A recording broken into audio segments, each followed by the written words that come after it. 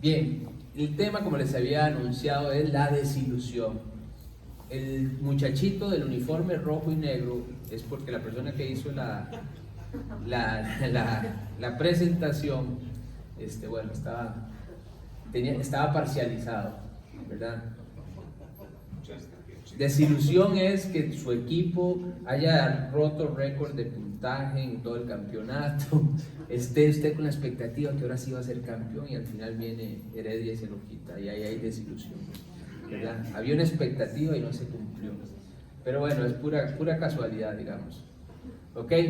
Todos hemos experimentado justamente la desilusión. Yo creo que aquí no hay nadie que alguna vez no se haya sentido desilusionado, ¿verdad? Es un sentimiento que produce frustración, produce desaliento, desánimo. Sin embargo, no debemos entregarnos a eso. Todas las emociones son puestas por Dios, son permitidas por Dios. Más sin embargo, no es que sean malas, más sin embargo, lo que no debemos hacer es dejar que ellas se antepongan a la palabra de Dios o a los principios de Dios. ¿Ok? El problema está ahí. Porque en el caso de la desilusión, si nosotros la acariciamos, si nosotros la alimentamos, esta crecerá hasta arruinar nuestra vida espiritual.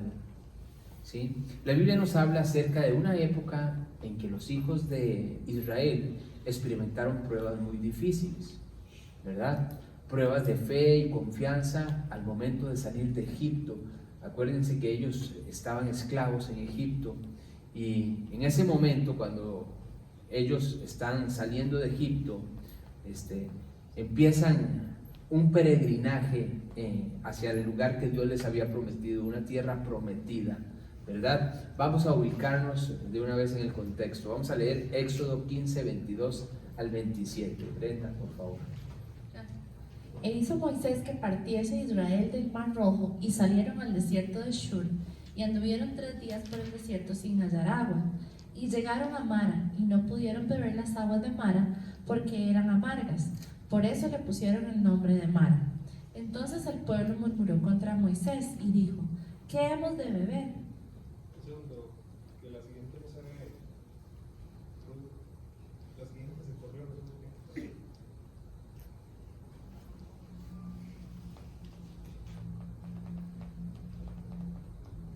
Fallito técnico, vamos a ver.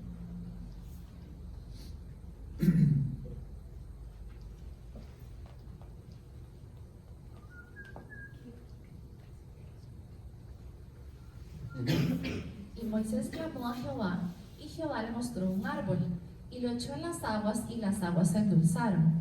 Allí les dio estatutos y ordenanzas, y allí los probó, y dijo: si oyeres atentamente la voz de Jehová tu Dios, e hicieres lo recto delante de sus ojos, y dieres oído a sus mandamientos, y guardares todos sus estatutos, ninguna enfermedad de las que envié a los egipcios te enviaré a ti, porque yo soy Jehová tu sanador. Y llegaron a Elim, donde había 12 fuentes de agua y 70 palmeras, y acamparon allí junto a las aguas. ¿Escucharon? ¿Oyeron? La experiencia de Mará es la invitación a aquellos que están recién convertidos, ¿verdad? Ellos acababan de pasar el Mar Rojo, estaban iniciando su peregrinar. Así que esta experiencia de Mará es la invitación, como les digo, a los recién convertidos, la invitación a no amargarse, ¿ok? Ellos, cuando se dieron cuenta de que tenían sed y llegaron a un lugar donde había agua y prueban esa agua y se dan cuenta que está amarga, volvieron todas las estructuras con las cuales habían salido de Israel. Empezó la queja, empezaron a renegar contra Moisés, empezaron a renegar contra Dios en un sentido, como lo vamos a ver. Dice, el pueblo de Israel se topó con esta experiencia, como les decía al inicio de su peregrinación. Hay quienes piensan que al entregarle la vida a Cristo, sus problemas se van a acabar, que ahora sí ya no va a haber problemas, que ahora sí la vida va a ser color de rosa y que Dios nos va a mantener sin problemas y sin pruebas. Y esto no lo dice Dios. Dios dice todo lo contrario. Él dice que en el mundo tendremos aflicción, y Él dice: confiad, yo he vencido al mundo. En el mundo tendréis aflicción, pero confiad, ya yo vencí al mundo. Él dice: muchas tristezas hay para los hijos de Dios, pero Dios es el que va a sustentar, Dios es el que va a cuidar, Dios es el que va a sacarnos adelante. Pero Él nunca dice que no van a haber problemas. Así es que no se amargue. No se amargue si se encuentra o se topa con problemas en su vida, aun cuando ya usted le entregó su vida a Cristo.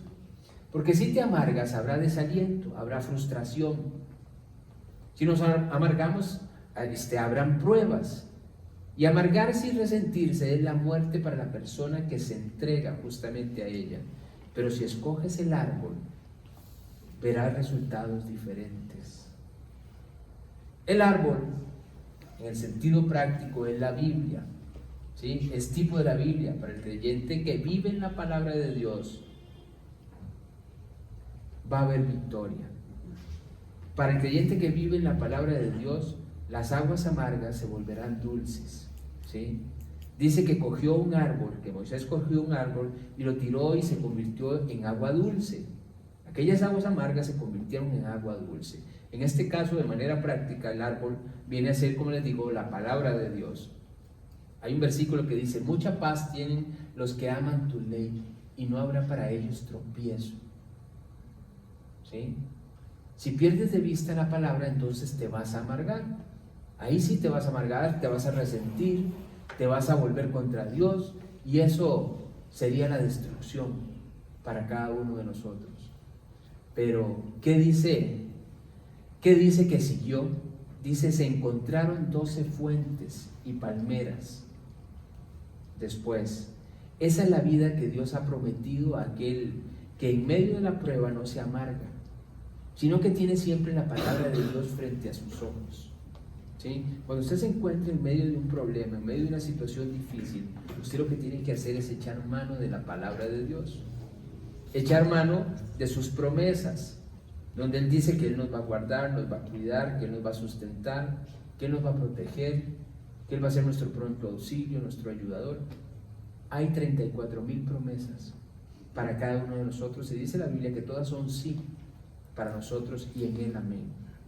Todas son para cada uno de nosotros. Si nos vamos a la palabra de Dios en medio de esas situaciones, esto hará que el creyente se encuentre un verdadero oasis. Ahí encontraremos descanso y aliento definitivamente.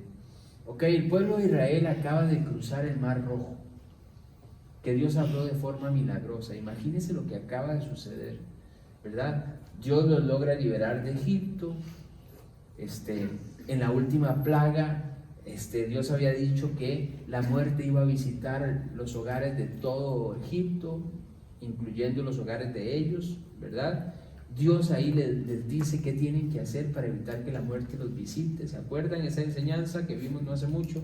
Que les dijo que sacrificaran un cordero y con la sangre de ese cordero pintaran los marcos, los postes de las puertas y los dinteles, y que de esta manera la muerte no los visitaría. Entonces ellos acaban de ver ese milagro, acaban de ver cómo están huyendo de Egipto y ven que ya viene el ejército de Faraón detrás de ellos, y se ven abrir delante de sus ojos el Mar Rojo y logran pasar. Acaban de ver todas esas maravillas, ¿verdad? Y en la primera parte del capítulo se nos relata la actitud de ellos.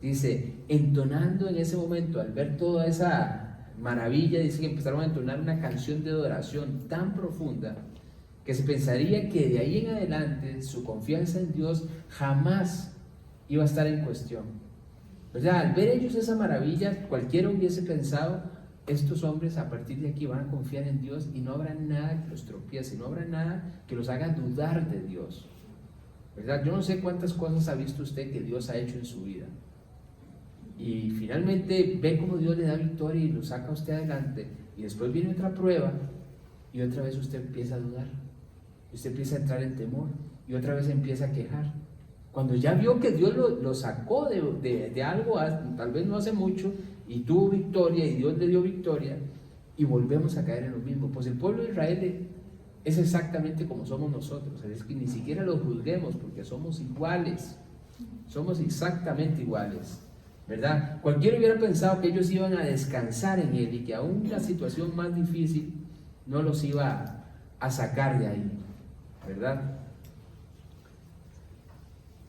Pero esta actitud no duró mucho tiempo, como les digo. Al recorrer el desierto ardiente se les terminó el agua. Y en ese momento experimentaron sed, necesidad de agua. Sin éxito se dedicaron a buscar manantiales. Los exploradores volvían y traían reportes negativos, no encontramos nada, la ansiedad se hacía cada vez más grande, empezaba el estrés, empezaba la incomodidad del pueblo, ¿verdad? Les parecía que Dios se había vuelto inalcanzable como el agua que estaban buscando. Y fue entonces que escucharon una gran noticia: hemos encontrado un oasis. Los padres deben haber animado a sus hijos diciéndoles: aguanten un poco más, ya hay un oasis, vamos a llegar pronto, ¿verdad? Crearon toda una expectativa y ellos mismos se crearon toda una expectativa. Sin embargo, al llegar se dieron cuenta que las aguas eran amargas. Y es que quiero decirles que la frustración, que el desaliento y la desilusión, que es el tema, viene cuando yo tengo una expectativa de algo y aquello no se cumple. Ahí viene la desilusión, justamente. Así es que imagino la frustración y el desaliento que ellos experimentaron en ese momento. Las protestas, por supuesto, los hicieron esperar. Empezaron a reclamarle a Moisés, ¿verdad? Inmediatamente le dijeron, ¿verdad? A Moisés, empezaron a culparlo: ¿por qué nos sacaste de allá para traernos hasta esta situación, a morir de sed en el desierto? Y se volvieron contra Moisés. Habían tenido una grandísima esperanza al acercarse a la fuente, convencidos de haber encontrado la solución a su problema.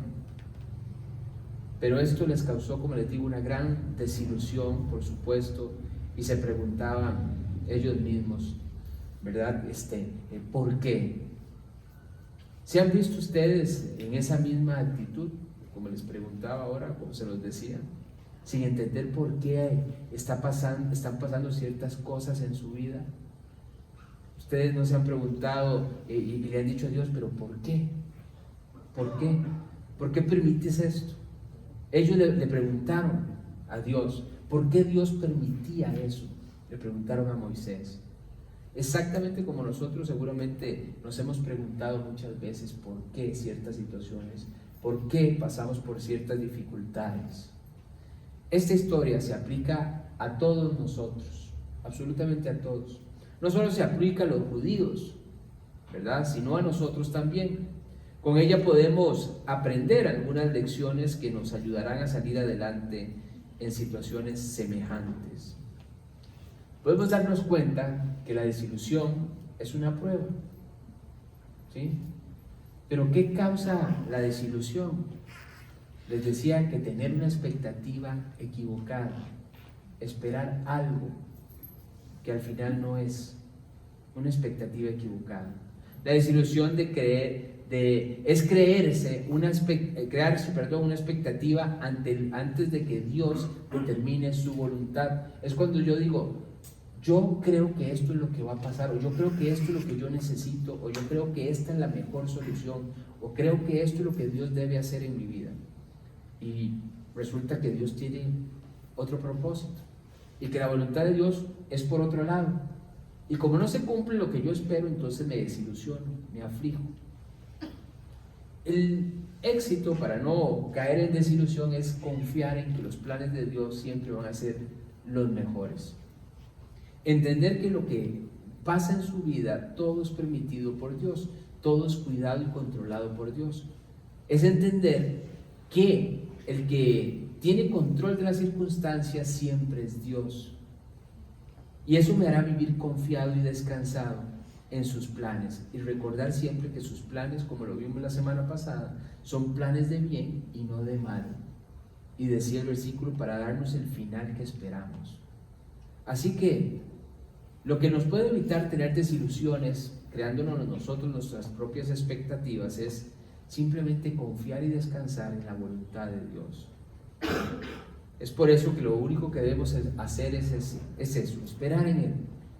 La Biblia dice que aquellos que en Él esperan nunca serán avergonzados. Así es que espera siempre en Él. Ellos tenían la mente y el corazón puestos solamente en el agua que necesitaban, en beber agua. Esa era su expectativa solamente.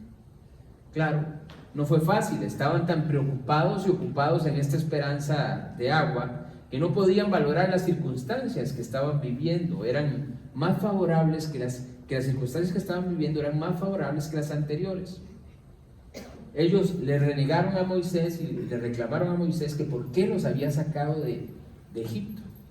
O sea, ellos no se daban cuenta que ahí donde estaban, sí, no tenían agua en ese momento, pero eran libres. Eran libres, no estaban bajo la opresión de la esclavitud que tenían en Egipto, no estaban siendo maltratados como estaban siendo maltratados en Egipto, a pesar de que estaban pasando por una prueba. Hay creyentes que empiezan a extrañar el mundo cuando están sometidos a alguna prueba. Hay creyentes que dicen, es que desde que le entregué mi vida a Cristo, solo pruebas y solo dificultades. Y casi que quisieran devolverse a Egipto, ¿sí? Casi que añoran lo que tenían en Egipto, ignorando la soledad, ignorando el vacío, ignorando el dolor, ignorando la sentencia que había sobre sus vidas de quedar separados de Dios para siempre. Definitivamente, las pruebas, las dificultades en la vida cristiana son totalmente diferentes a las que vivíamos en el mundo. Ahora en la vida cristiana las dificultades, las pruebas tienen un propósito, tienen un sentido. Dios siempre persigue algo. Ellos culparon a Moisés y a Dios. Se les olvidó cómo Dios los había sacado de aquel lugar, ¿verdad? Igual que nos pasa muchas veces, ¿verdad? Que cuando nuestros ojos están puestos en las cosas del mundo, estamos expuestos a sufrir una amarga decepción.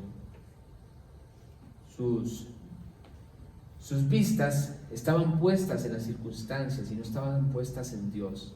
En ese momento ellos solamente pensaban, nos vamos a morir de sed, no encontramos agua. Y este es un grave error también, poner los ojos en las circunstancias.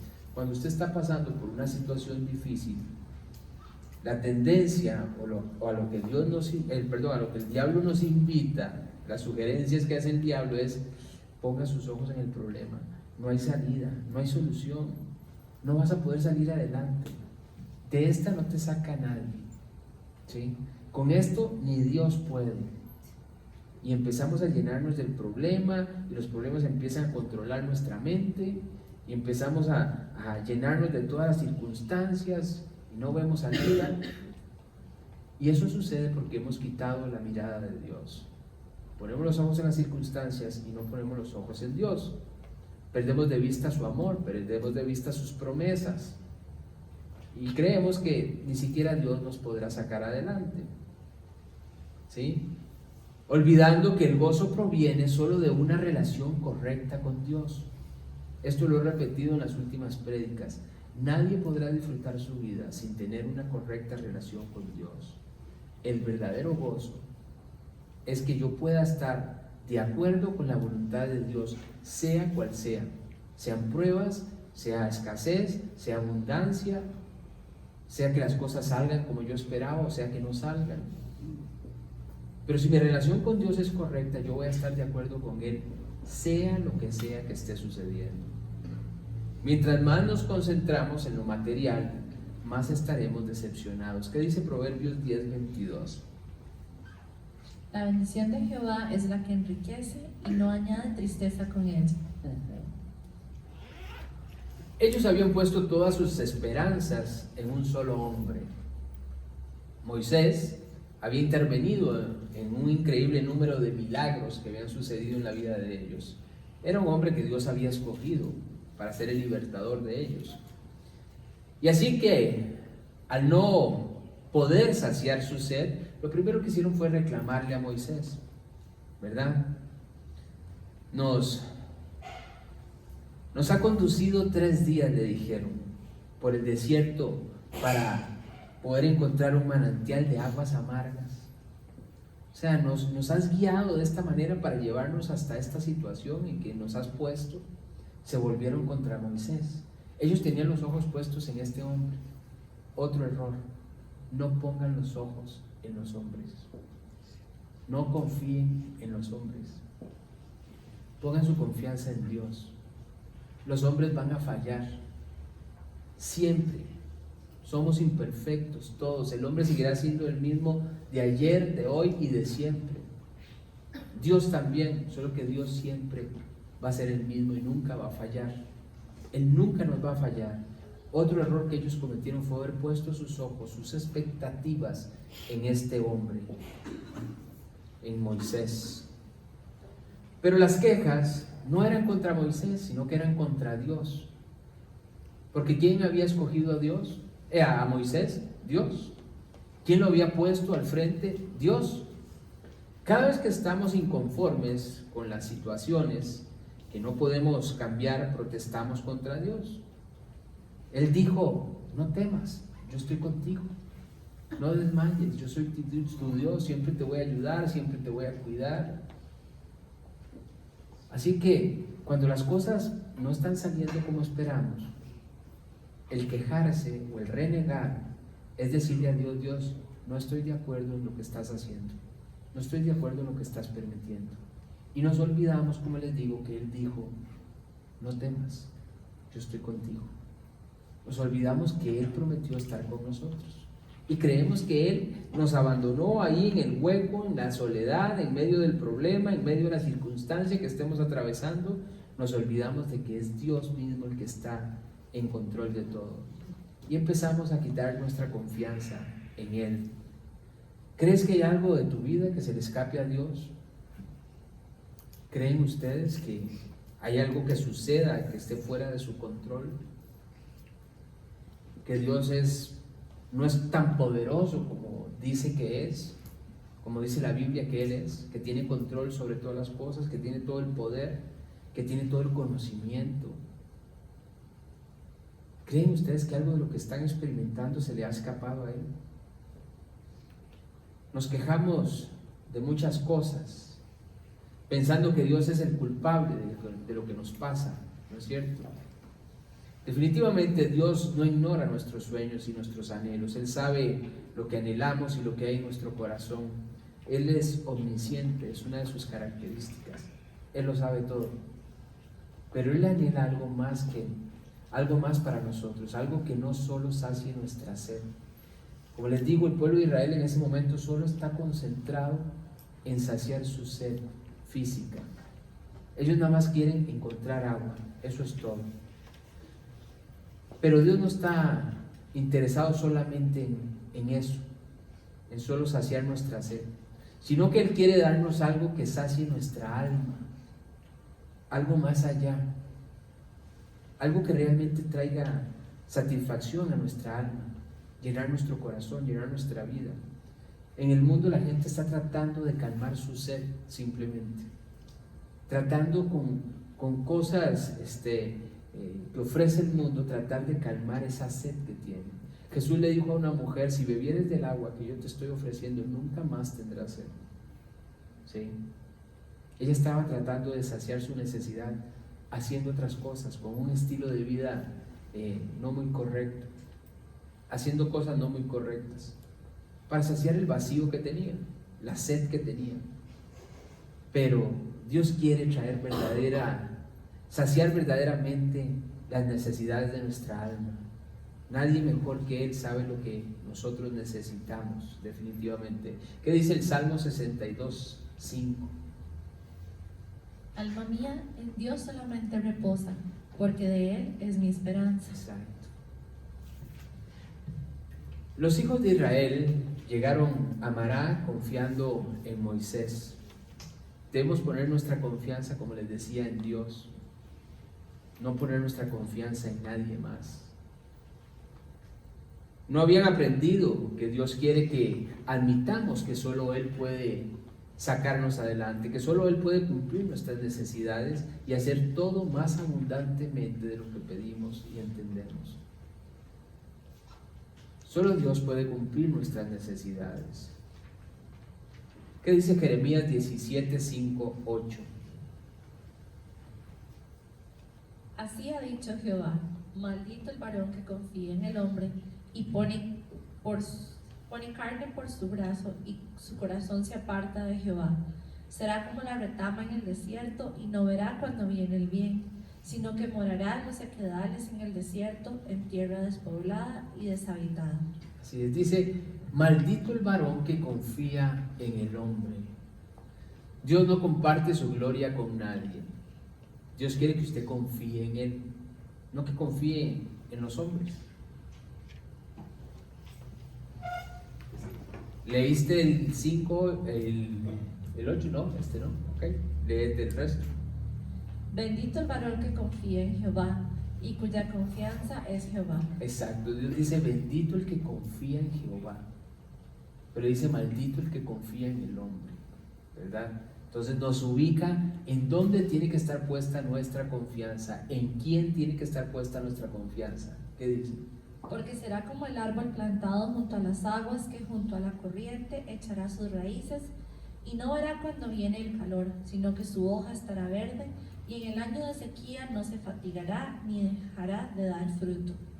Así es. La Biblia dice que aquel que mantiene sus raíces en el agua, que es la palabra de Dios, será como un árbol. Dice que dará fruto en su tiempo, que su hoja no cae, se mantiene firme, se mantiene verde, se mantiene siempre frondoso. Pueden pasar las diferentes épocas del año, puede venir el calor extremo, puede venir el frío, puede venir cualquier tempestad y ese árbol se mantiene siempre frondoso, fuerte, nada lo bota. ¿Sí? ¿Por qué? Porque sus raíces están echadas en el agua, están a las corrientes de los ríos, a las orillas de los ríos. Eso habla de un creyente que se mantiene en la palabra de Dios. Será como un árbol que se mantiene frondoso, fuerte, siempre verde, siempre con vida. Entonces Dios nos invita a confiar en Él y a poner nuestra confianza en su palabra, a echar nuestras raíces ahí. ¿Por qué? Porque solo Dios podrá sacar nuestra vida adelante. Él es y siempre será suficiente para cualquier necesidad de nuestra vida. Toda nuestra confianza debe estar puesta en Él y en su palabra. ¿Qué dice Jeremías 17:9? Engañoso es el corazón más que todas las cosas y perverso. ¿Quién lo conocerá? Claro. El corazón y las emociones son un terreno engañoso y perverso. Aquella persona, aquel creyente que se mueve por emociones, se está moviendo sobre un terreno que es movedizo e inseguro.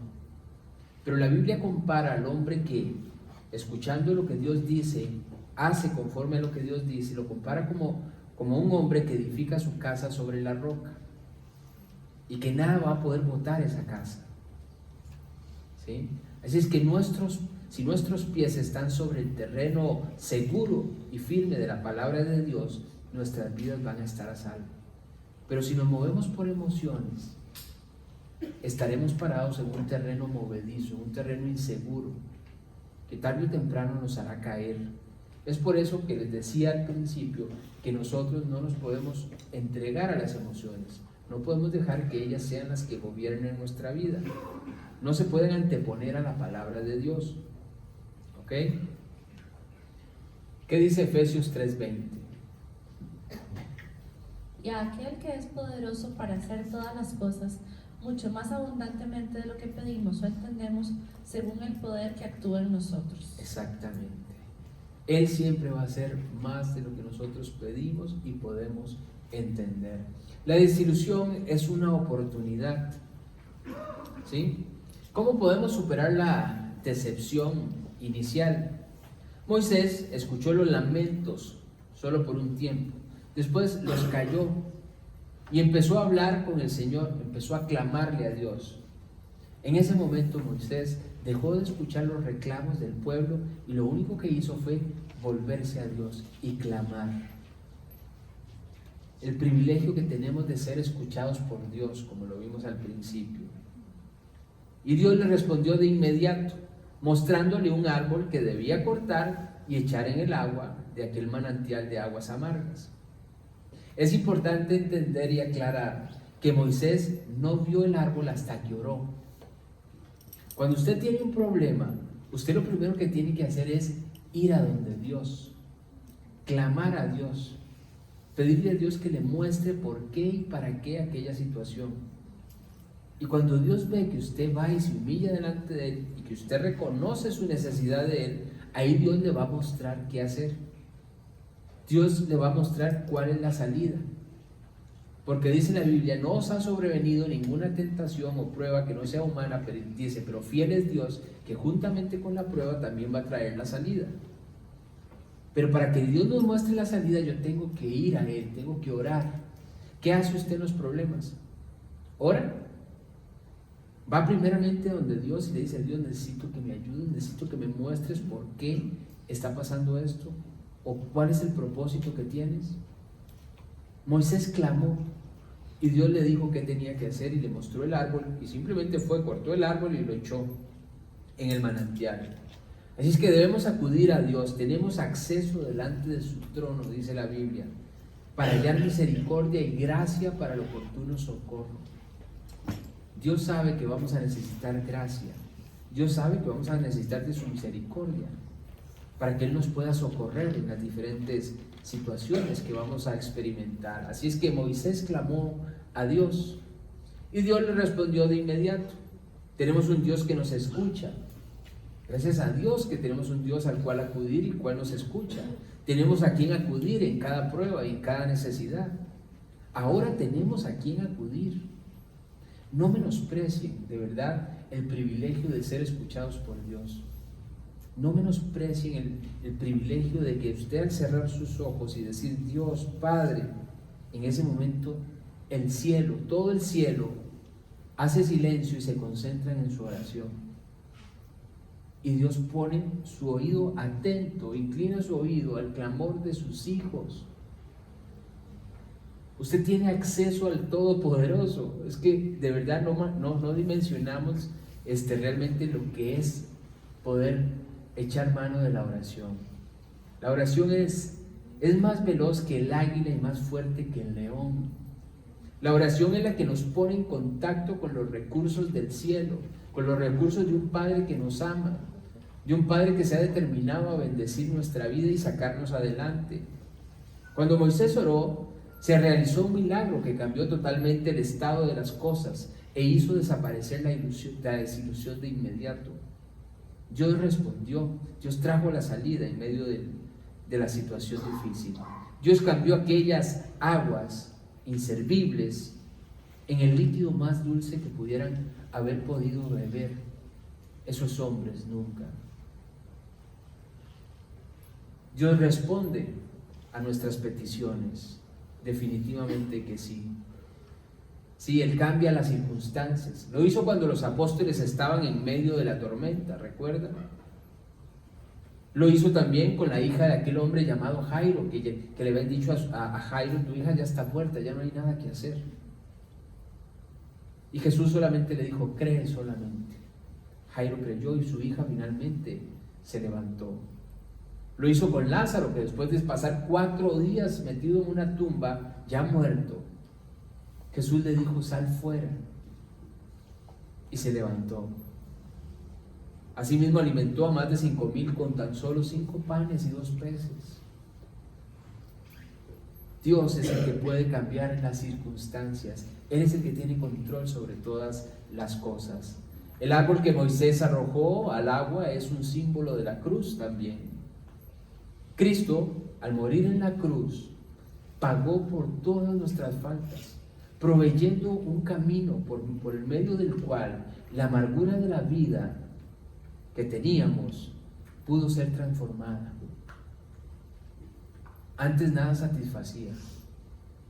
Sin Cristo nada satisface. El mundo no tiene nada que ofrecerle al hombre que pueda satisfacer su alma. El agua que ofrece el mundo es amarga. Parece que quita la sed, pero no la quita. Vuelve otra vez. Insatisfacción total.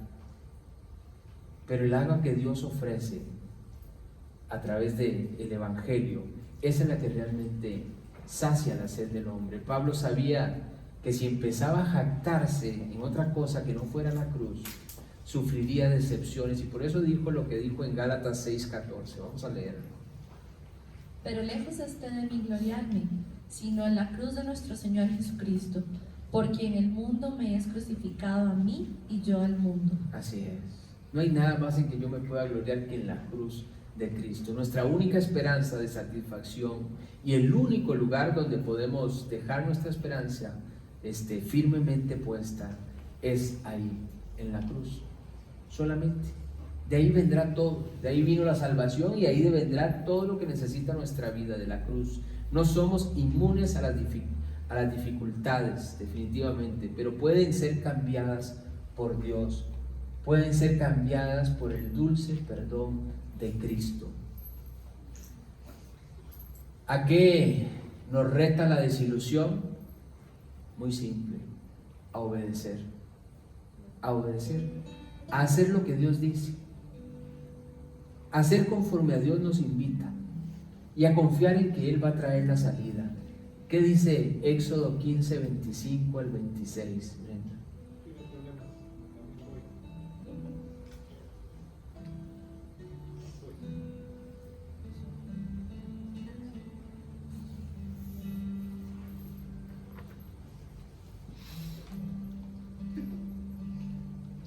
Y Moisés clamó a Jehová, y Jehová le mostró un árbol, y lo echó en las aguas, y las aguas se endulzaron. Allí les dio estatutos y ordenanzas, y allí los probó, y dijo: si oyeres atentamente la voz de Jehová tu Dios, e hicieres lo recto delante de sus ojos, y dieres oído a sus mandamientos, y guardares todos sus estatutos, ninguna enfermedad de las que yo envié a los egipcios te enviaré a ti, porque yo soy Jehová tu Salvador. Así es, dice: si oyeres atentamente la voz de Jehová tu Dios, e hicieres lo recto delante de sus ojos. Es obedecer, es hacer lo que Dios dice. La experiencia de Mará fue una prueba que Dios permitió para saber lo que había en los corazones de ellos. Aquella prueba sacó lo que había realmente dentro del pueblo de Israel. Sacó la queja, sacó la frustración. Dios reveló que ellos tenían su confianza puesta en Moisés. Ellos se quejaron contra Moisés. De manera indirecta se estaban quejando contra Dios. Así que cuando Dios nos somete a ciertas situaciones, lo que va a salir dentro es lo que realmente hay. Si usted descubre que usted lo que hace es quejarse en las pruebas, si usted descubre que lo que hace es volverse contra Dios y reclamarle a Dios, y le dice a Dios por qué y para qué, es porque eso es lo que hay.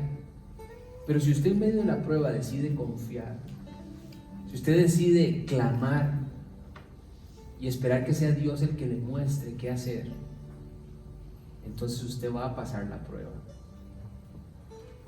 Aprender la lección y confiar en que Dios va a hacer un milagro en nuestra vida, eso es a lo que Dios nos está invitando.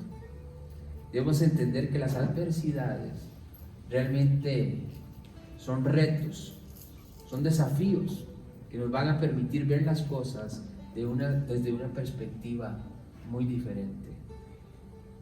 Dios siempre se va a valer de cada situación, de cada cosa por la que nos permite pasar, se va a valer para construir siempre en nuestra vida. Él se va a valer de eso para hacer algo en nuestro corazón.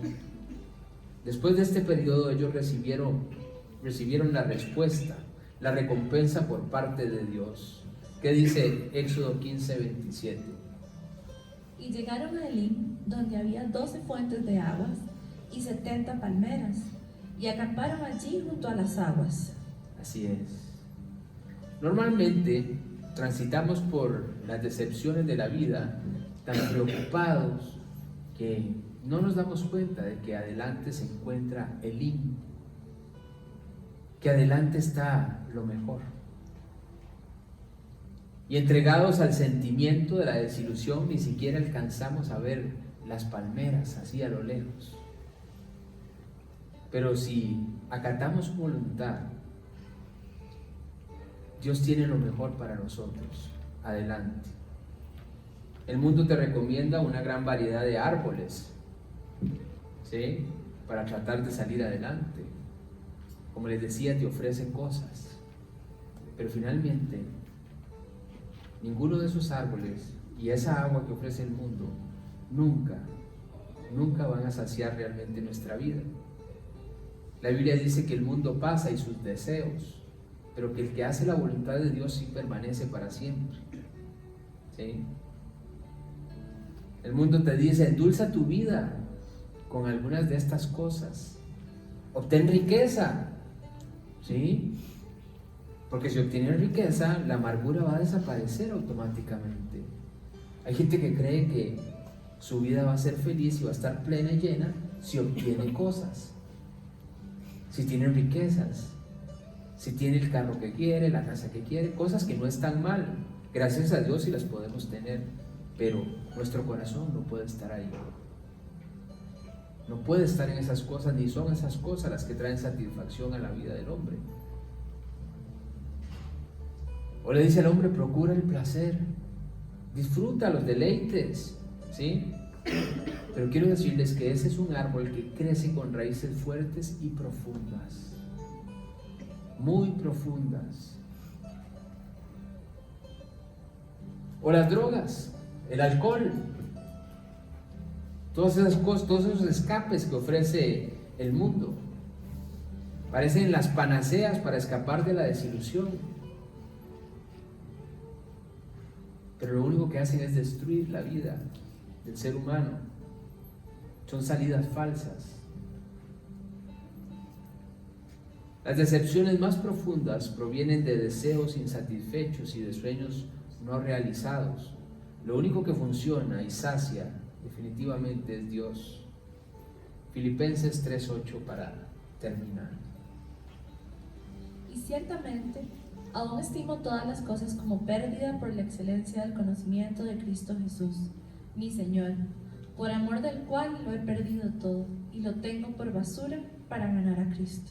Así es. Pablo llegó al punto de entender que todo era basura, que lo único que él quería era vivir para Cristo, que lo único que él quería era vivir para Él y servirle a Él, que todo lo demás no tenía ningún valor. Solo cuando nuestra confianza esté en Él podremos salir adelante de los obstáculos que pasamos. Dios es el único experto en reparar corazones afligidos.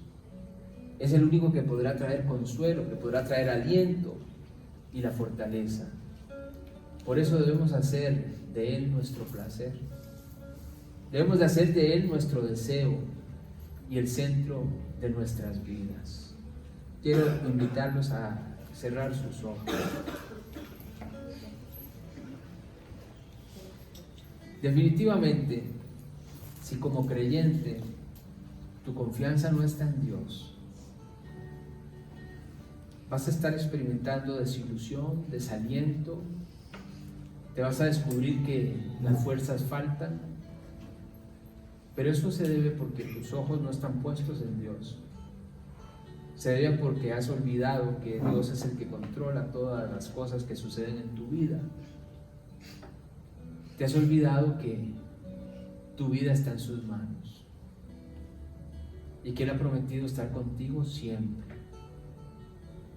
Tus expectativas tienen que estar puestas en Él, en sus planes, en sus proyectos, en lo que Él va a hacer, en lo que Él ha planeado para tu vida, y tienes que confiar en eso solamente.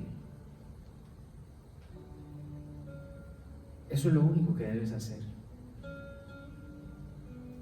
Y si hay alguien que no conoce a Cristo, que aún no le ha entregado su vida a Él, alguien que dice, yo experimento un gran vacío, tengo cosas, pero estoy vacío.